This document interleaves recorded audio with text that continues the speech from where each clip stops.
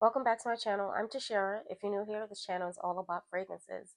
So, last week was a very rainy week. It rained at least 6 out of the 7 days of the week.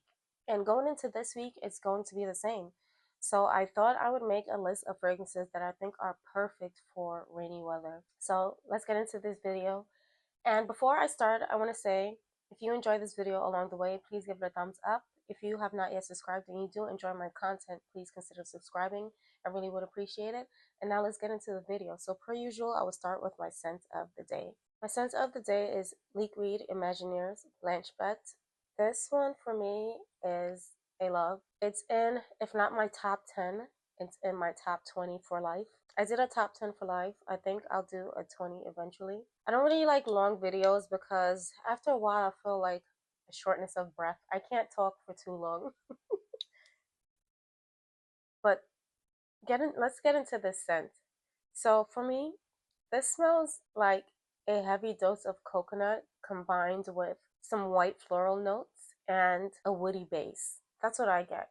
But this is a scent that's very polarizing, and for some, this one is very lactonic, and for me, it isn't, which is strange because I absolutely despise lactonic scents. But this one, I originally purchased a sample, and as soon as I smelled that sample, I ordered a full bottle.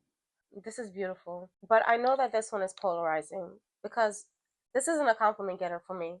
I don't care though because I love this scent. And I don't wear scents for other people, I wear it for myself. I've worn this scent many times and I've only been complimented one time wearing this fragrance. In fact, I've seen people like hold their nose while I was wearing this fragrance. And that has only happened to me when I wore guidance. So that's how I know that this is not loved by everyone. This is definitely not a compliment getter. It's not for everyone. You have to like lactonic scents, you have to like white florals, woody scents, and you have to enjoy coconut because coconut isn't a note in this, but this for sure to me smells like this has like a coconut cream in it. That's what I get, and it's love. I love coconut notes in my fragrance. I love coconut in general, but this is beautiful. It's beautiful, and someone to me described this as smelling like coquito. So if you know what that smells like, then you might. I think I kind of get what they're saying, but this for me is just beautiful. It smelled, at the time when I first smelled this, it smells like nothing I had ever smelled before. This literally smells like whimsical. That's how I can express. That's how this smells to me. I think this is beautiful, and despite the hate it gets, it's a love for me, and I never want to be without this fragrance. And I think it's just perfect for a cool, rainy day. It's just a comforting scent. It smells comforting to me. So again, this one is Liquid Imagineers Blanche Bete. Next up is Matiere Parisian Musk. So this to me smells like a woody, figgy, musky scent. This actually doesn't have fig listed as a note, but that's what I predominantly get in this scent. This feels cool and chic, and I think the name of the fragrance perfectly embodies how it smells. You have to be into very woody scents. This also has a touch of greenness to it, which I'm assuming comes from what I smell or I'm reading as fig. Fig tends to smell to me like a green coconut. That's how fig smells to me in fragrances. This is beautiful. I think this will make for a perfect signature scent as well.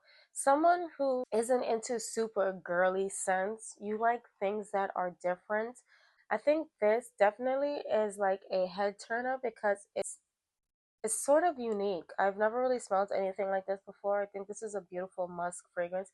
This is different from any other musk on the market, again, because of that green touch to it. And it's very woody. So again, this one is Matiere Parisian Musk. Next up is Kayali Yum Pistachio Gelato. This at one time, this was my favorite Kayali scent. This for me has been dethroned as my favorite by Wet n Silk Santal, but this still is in my top three. This to me doesn't really smell like gelato. This doesn't I Gelato should be creamy, I would guess, but I'm not getting a creaminess from this. This to me smells, it has a touch of sweetness, like this has like not sugar, but something sweet like a marshmallow. It smells very powdery, and then it has a boozy quality to it. Like it has rum. That's what I get from this. I don't really get a nuttiness. I don't get per se pistachio or gelato. This to me just smells like it might have a hint of vanilla, something fluffy and sweet like a marshmallow with a rum note mixed in, and then like powdery purple florals. That's what I get from this scent. This for me was a love at first sniff. I absolutely love this one, and this feels cozy. So I would recommend this for a rainy day. I think it's perfect for the weather. Again, this one is Kayali Yum Pistachio Gelato. Next up, we have Loewe 001 Woman. This one is a very powdery, woody, musky scent. This also feels very smooth and it has a sort of creaminess to it. So from this, I get a lot of sandalwood. I don't want to say that this has purple florals per se, but maybe it has orris root. There's something in here that's sort of creamy but powdery. And this also has a smooth silkiness to it. This has a note of linen. This is beautiful. This is perfect as a signature scent. And I think it's perfect for everyday wear. It's office friendly. It's just it smells safe, but it's like not super girly or super feminine. I think this also could be a signature scent. This is beautiful. It feels cozy and comforting. That's how this smells to me. Again, this one is Loewe 001 Woman. Next up, we have Fugazzi Angel Dust. This is the original version, the Eau de Parfum. This is beautiful. This one is spicy, it's powdery, it's super musky. This was love at first sniff. This can also be tested at Scentbird if you have a subscription. That is how I tested this fragrance. And then I fell in love with it and I upgraded to a full bottle now. This one is beautiful. Currently, it's one of my favorite musk scents. It's very musky, very spicy. It has a heavy dose of black pepper in the top notes. And this also has cashmere, so there's this nice luxe creaminess to this scent. This is beautiful. Also, I think this is a perfect unisex scent.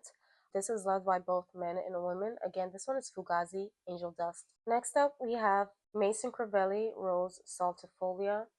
This to me sort of feels like summer rain. That's how I'm going to describe this. This is fresh, salty, and floral. The name perfectly describes the scent. This smells like fresh, salty seawater soaked in pink rose petals. This is beautiful. This is not a complicated scent. You have to enjoy rose scents. You also have to enjoy salt notes like seaweed or seawater in your fragrances to enjoy this. This is beautiful, and I believe that it's heavily underrated from the entire Maison Crivelli line. And yeah, this was my first purchase from the house. It was love at first sniff. I had to have it. Again, this one is Rose Saltifolia from Maison Crivelli. Next up, one of my favorites of all time.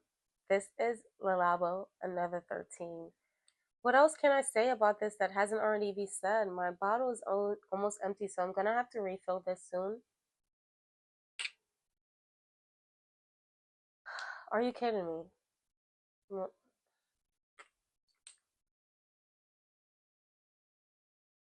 Yeah. As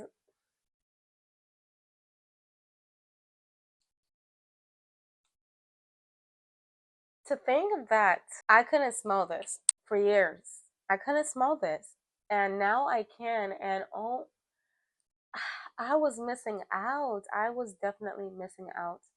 So I've had this for 2 years now. I couldn't smell this. I've been trying with this scent and trying to test this in stores. I got nothing. So I just blind bought it and tested it at home. And this is beautiful. This is top five for life. This could be my number one. It's neck and neck with Baccarat Rouge, honestly. No words. This wears like an elusive second skin scent. This, you can layer this with anything. This just leaves an intoxicating scent trail. This smells elusive, alluring. It's sexy. It's like mysterious. It's so many things in one. This has a note of pear. It has ambrette. This is a musky scent, so you have to enjoy musk. This is beautiful. I don't see how anyone can hate this, but again, I understand. This is sort of a molecular scent, so I understand. A lot of people don't like those kind of scents.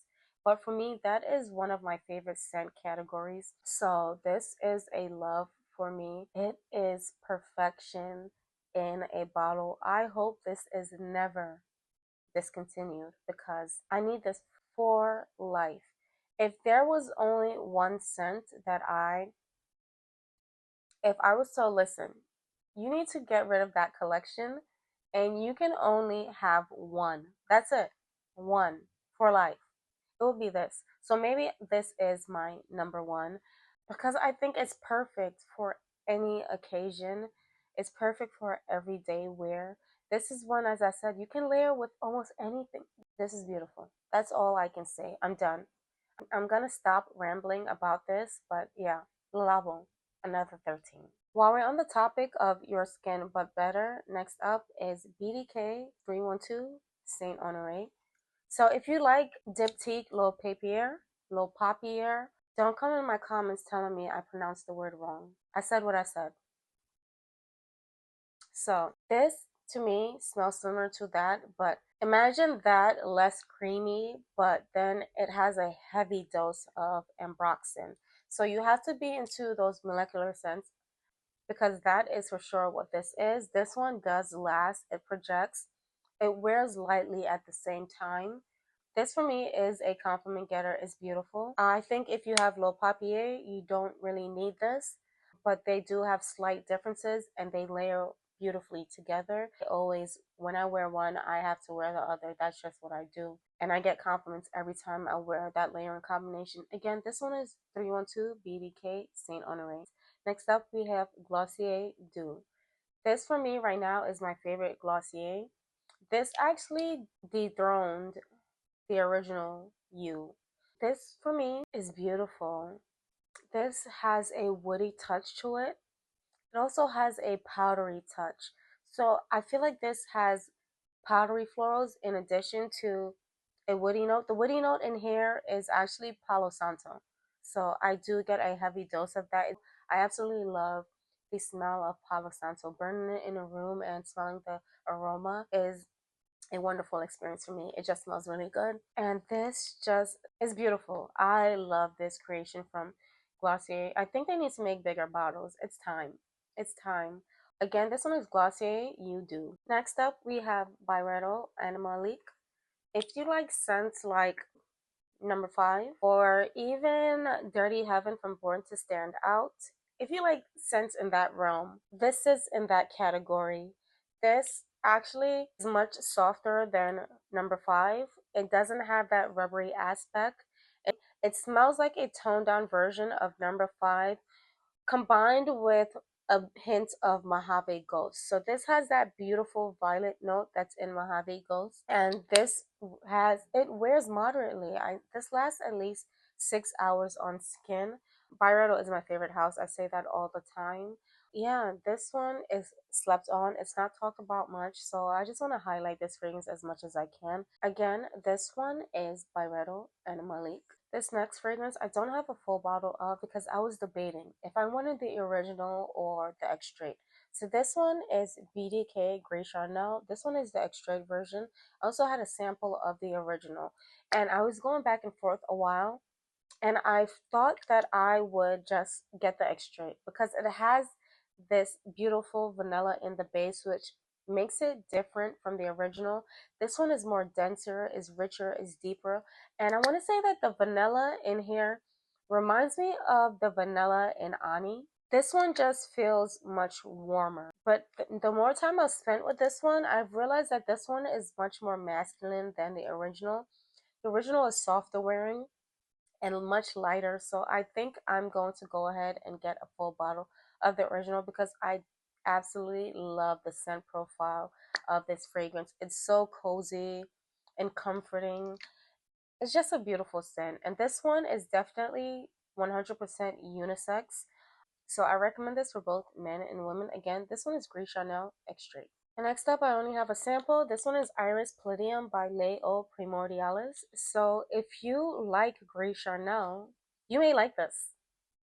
This actually is much more feminine than Gris Charnel, where Gris Charnel is a unisex scent.